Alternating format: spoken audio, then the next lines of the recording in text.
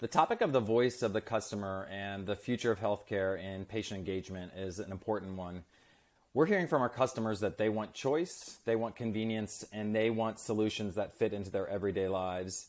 So meeting a patient's needs cannot be achieved through just a single location or even a single delivery method. We must meet people where they are, and we need to provide choices. A great example of that is how CVS Health are connecting patients with new products and services that combine both the virtual assets and physical assets into touch points to really meet a patient's healthcare needs. So connecting innovations like our health hubs with some of our digital tools, health actions like our Aetna Advice product, and even our virtual health capabilities provide that choice and convenience. And that's what we're hearing from our customers that they are looking for. As a result, even of the pandemic, it's become increasingly clear that we need to support policy that promotes access and choice, and telehealth is a great example of that. I appreciate the opportunity to share my thoughts on this important topic.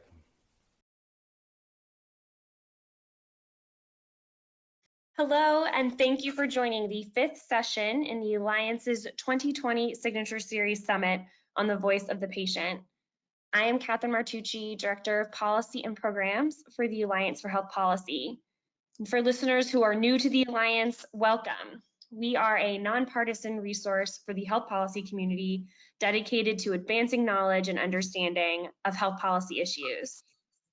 Throughout this 3-day event, we are examining how the patient voice is collected, how it supports shared decision-making, and how it is leveraged in policy translation efforts to improve patient experience and build healthier futures. I want to take a moment to thank our 2020 Signature Series sponsors. We appreciate their support in making this summit happen. And I also want to highlight our final session of the summit, which will take place at 12 p.m. today. And that will be a panel discussion on how patient input is collected and used to drive a culture of patient-centeredness and co-design a better healthcare system.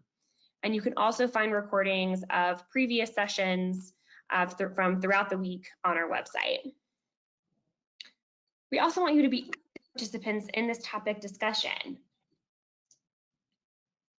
And so please tweet your questions to the handle at CRMHVanderbilt and use the hashtag AHP Summit 20 to engage in this conversation.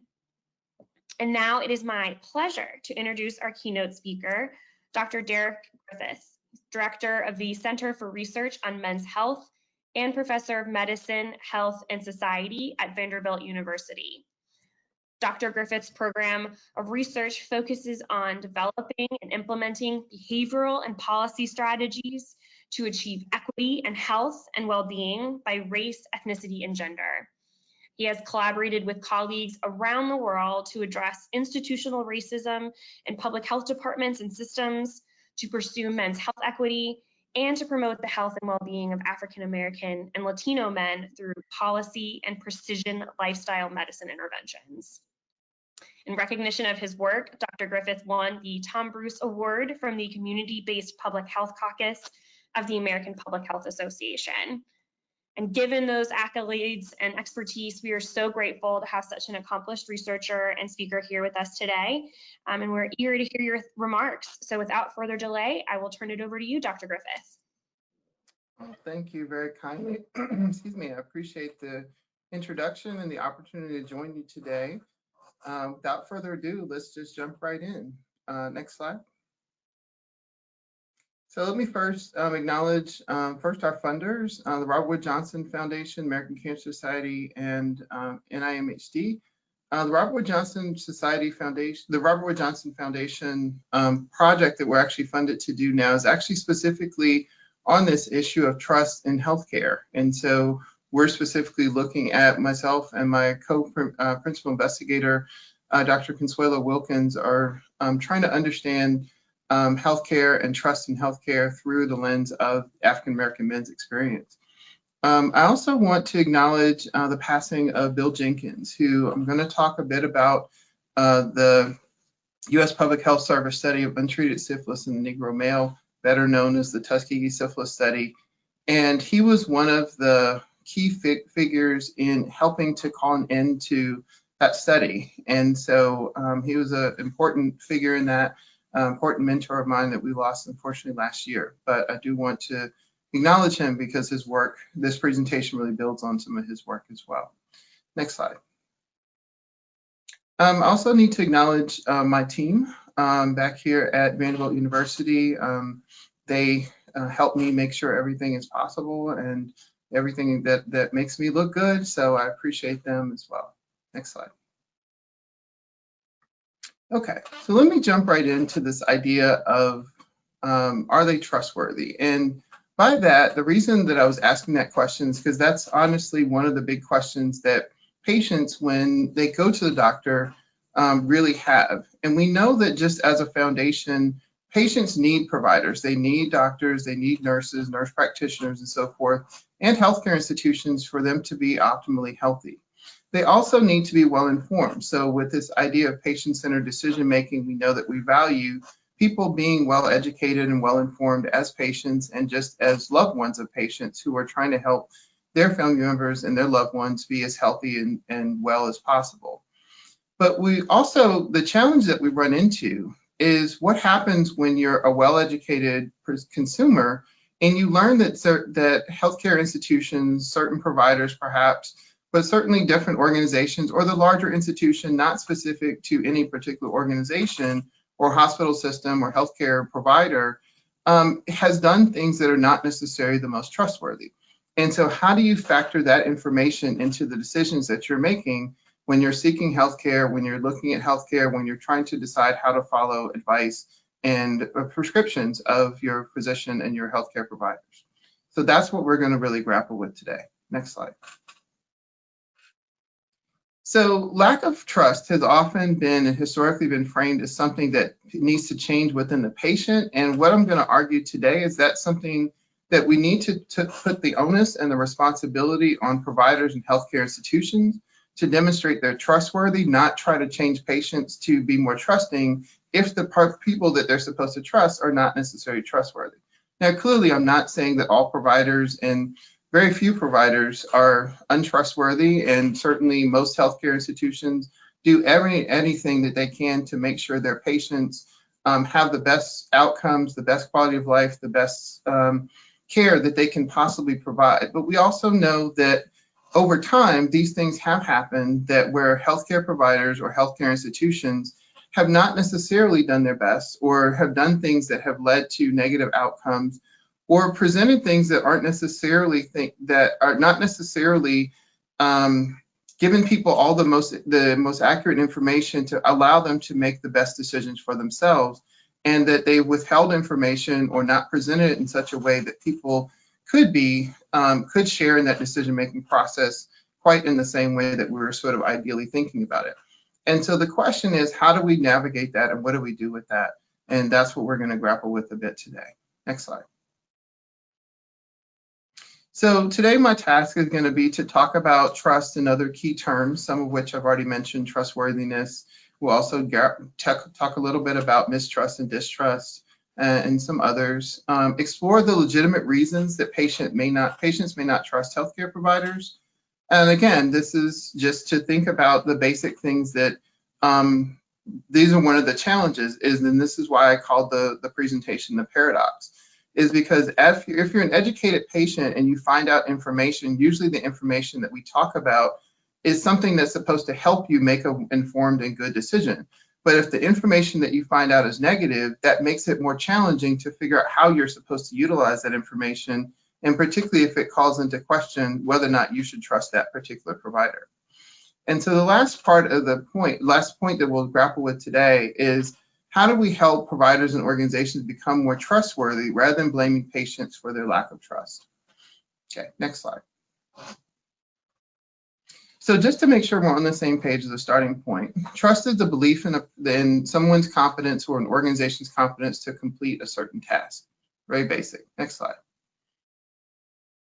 And we know that trust in any kind of relationship or any kind of space and context takes a long time often to build, but if you break trust or call people into question about their trust, it can take a really long time for those things to be repaired, and sometimes they can never be repaired and completely undone.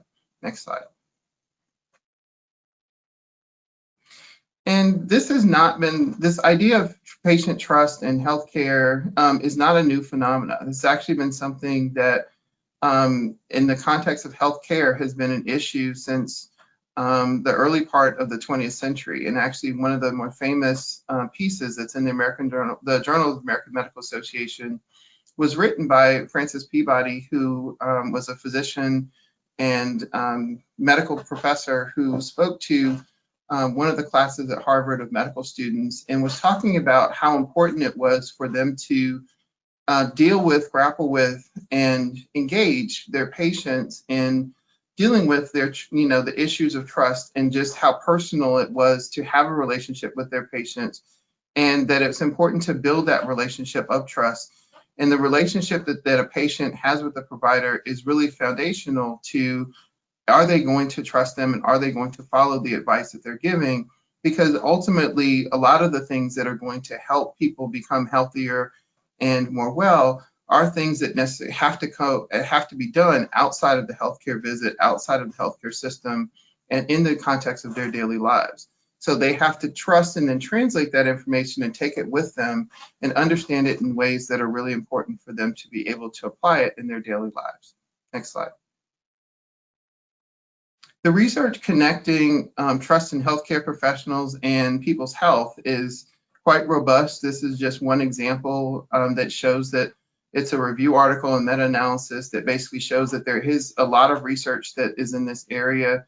And it just highlights the importance of showing that it's not just for people sort of feeling better and their satisfaction. There actually is a relationship between whether or not you as a patient can trust a provider and some of your health outcomes. And so those pieces are really important, both as it relates to more engaging in more healthier behavior, having fewer symptoms, and having better quality of life, and again, well-being in that sort of piece.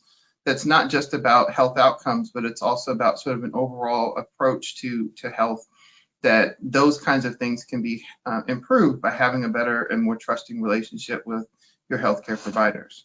Next slide.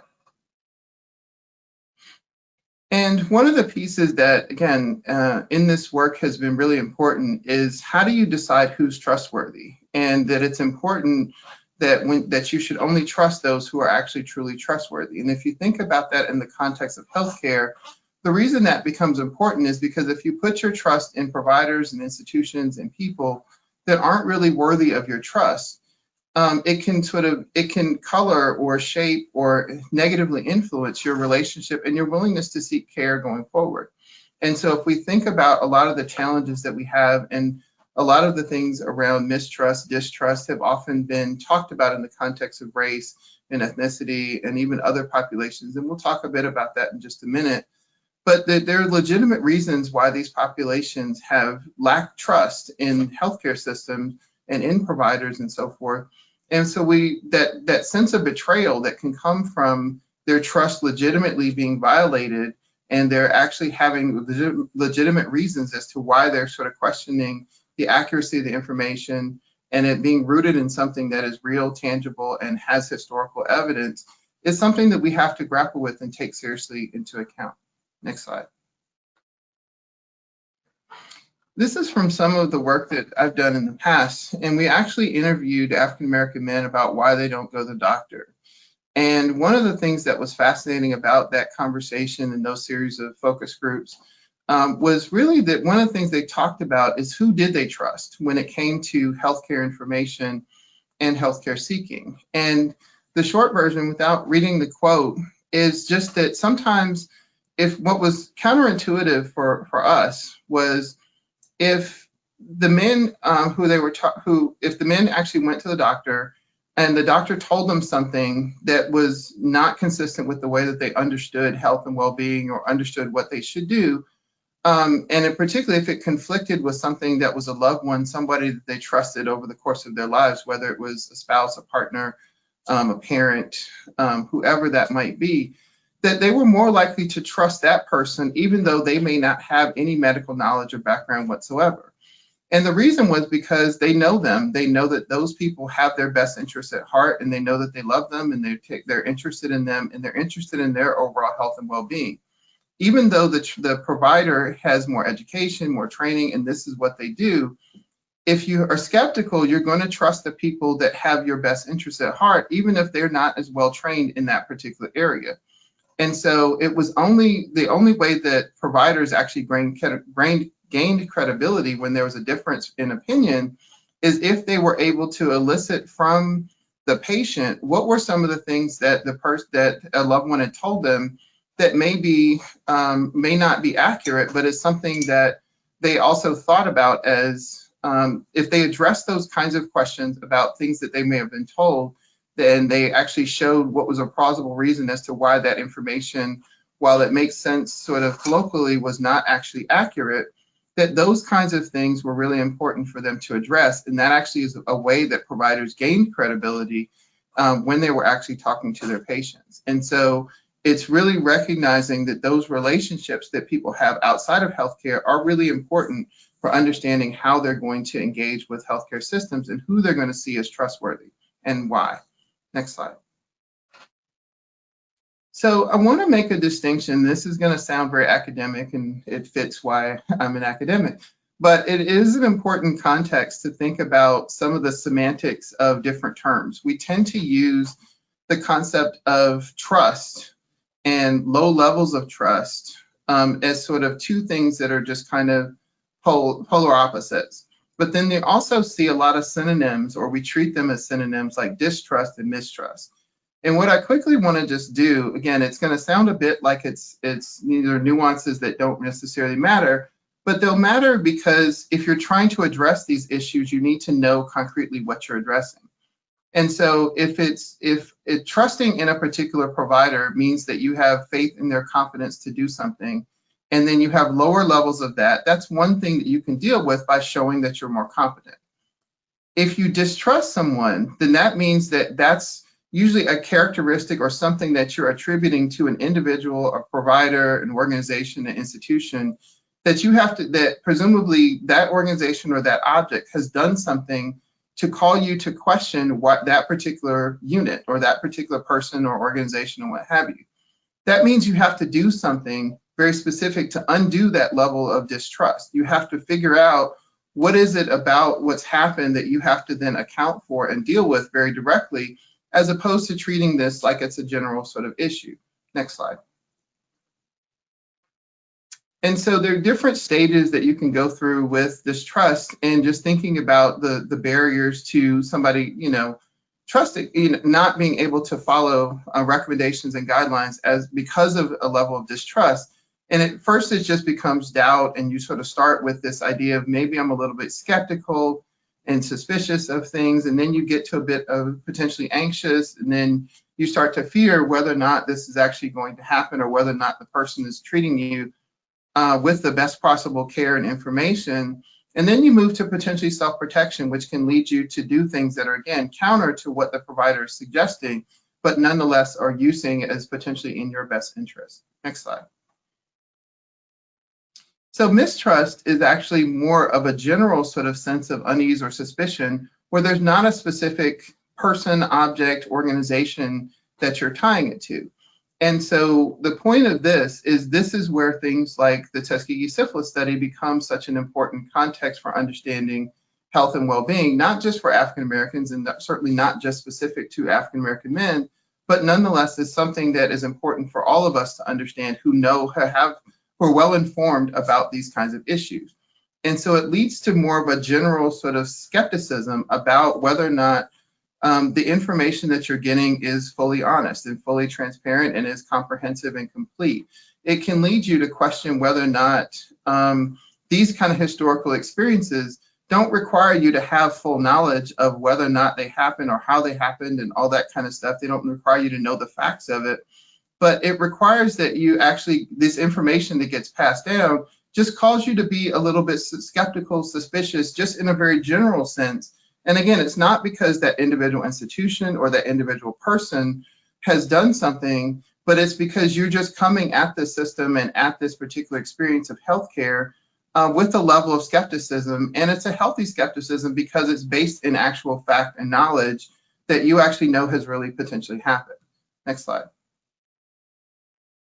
And so in the context of Tuskegee, and I want to sort of use that because that often comes up as sort of the main example that people lean on, I want to sort of talk about some of the challenges with Tuskegee and how that study in particular has led to some of the righteous sort of concerns that people have, and the legitimate concerns that people have about things like the COVID vaccines and so forth, about some of the things that we're grappling with today, not just in the context of COVID, but more generally.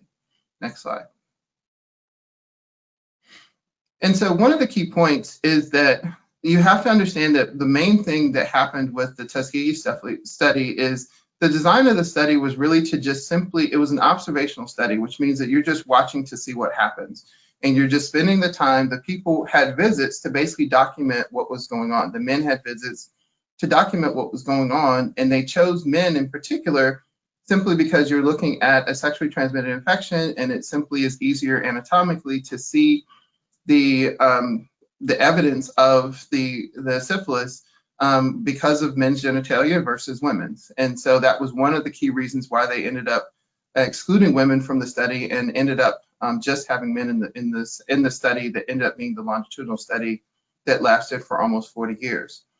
The problem, though, was there were multiple problems, but one of the key ones was the patients were being told that they were receiving free health care, and that they were this government study that was done by the U.S. Public Health Service and that engaged a lot of their key institutions like historically Black college and university, Black medical associations, and so forth, that they were being provided health care. It's not, even though a lot of the pictures historically and that I was even able to find show them engaging with government doctors or doctors from the U.S. federal government.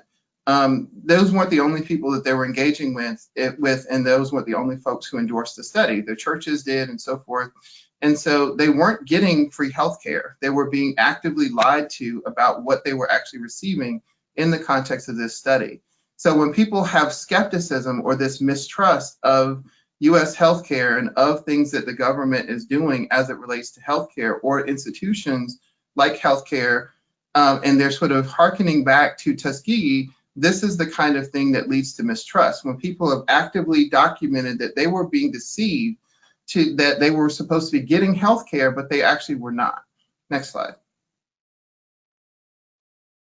One of the things that's important that gets to be a bit of semantics, but is an important sort of note, is some people have tried to understand, well, is it the fact that it's not really a question of whether or not people know the facts about Tuskegee. Some people have misunderstandings that they think that people were infected with the disease. They were actually not, and all kinds of other misconceptions about the disease. Those aren't the things that necessarily lead to mistrust. The fact that it happened, the fact that what people do know about the study actually happening is simply the fact that it was only done with African-American men. All the African-American men were deceived, and they were told they were they were getting health care for this period of time. They were actively sort of forbidden from actually getting care and treatment when it became available. And those kind of factors, simply knowing those kinds of things was enough. They're actually, in a study that Dr. Leese and colleagues did some years ago, found that there was no relationship between actual knowledge about Tuskegee and whether or not people had this level of mistrust. And so it's not about the knowledge specifically about the study and what happened in the study and those kind of facts that's really relevant. It's simply the fact that people mistrust healthcare because of what's happened in the past and because they simply know that this particular thing has happened. Next slide. And so it just highlights that when there are concerns about these evidence of mistrust, that people have legitimate reasons for actually questioning these kinds of issues. And even though, again, we can sort of treat them as though these abstract events are just happened so long ago, but we know that they're actually things that have happened much more recently. Next slide. And so because one of the other contextual things that becomes really important, if you think about things like the COVID vaccine and so forth, it's not the people who are developing the vaccine who are actually going to disseminate it and deliver it. They're going to have to, patients who are going to get the vaccine have to work through institutions like public health systems, like hospital systems and so forth. that the people, the populations who are seeking care have to have a level of trust with. And so the distrust, as we were talking about before, of specific providers, of institutions, of types of institutions, that comes into play on top of the mistrust that may come from learning of or knowing of a particular history like a Tuskegee. So the distrust matters because you may, or your community or whoever group that you may be a member of, may have a level of a negative relationship or history with a particular institution, and that may also affect your care and whether or not you're willing to get something like a vaccine or whether or not you're willing to get consistent treatment and so forth. Next slide. And so when we did some focus groups and talked about it, when we see, again, people have legitimate reasons or concerns, like are the folks who are making money off of a particular cure or a particular issue like a vaccine. This was focus group data that was done before the vaccine about just research and people's trustworthiness the trustworthiness of medical providers and just medical care, what kinds of things influenced how much they trusted or didn't trust the people that were providing care. They found, that one of the concerns that people had is if they have some kind of competing interest, like making money, that can be one of the things that would call into question whether or not folks are having their best interests at heart and are treating them with the best possible care, or are they doing something else that may be a little, that may be worthy of having a lower level of trust. Next slide. And so one of the things, going back to specifically Tuskegee, is the original study started in 1931. The longitudinal study that lasted almost 40 years started in 1932. The problem with Tuskegee, the second problem with Tuskegee was that when they originally started the study, there was no cure for syphilis. There were things that would help deal with the symptoms and so forth, but there was no actual cure for it. 1942, actually 1928, when they created the penicillin, or they discovered penicillin, it was actually started to treat patients in 1942, largely in the military, but then also other Americans. And so the problem with Tuskegee was that they actually came up with something and they were forbidden to actually give it to patients as a way to actually deal with their symptoms, because they were thought to be more valuable for being in the study than they were for actually treating their particular individual health and well-being. Next slide. And so the U.S. Public Health Service at the time collaborated with and worked with a really strong network of providers, healthcare, whether it's pharmacists, healthcare providers, physicians, and so forth, to actively restrict people who were in the study, the men who were in the study, from getting access to the treatment that would have actually cured them and killed the syphilis in their body. And they actually, went through this very intricate process to make sure that they forbade them for, again, 30 years plus to gain access to those kinds of things. Next slide. So the problem, again, is it wasn't just, and again, there are a lot of stereotypes and issues with the people who potentially led to study and so forth, and there are a lot of questions about it.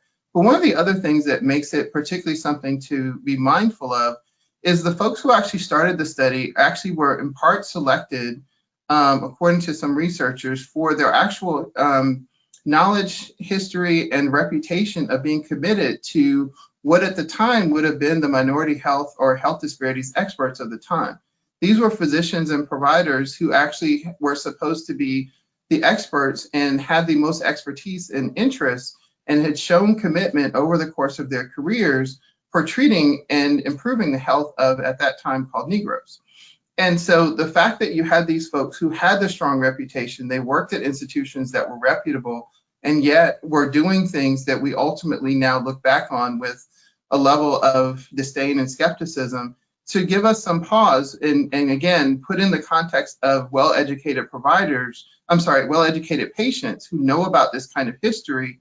It gives more credence to why they tend to be skeptical, is that even people who supposedly have the best interests at heart in the populations that are trying to address these kind of issues in the past have done things that are questionable and have led to very negative outcomes for those particular populations. Next slide.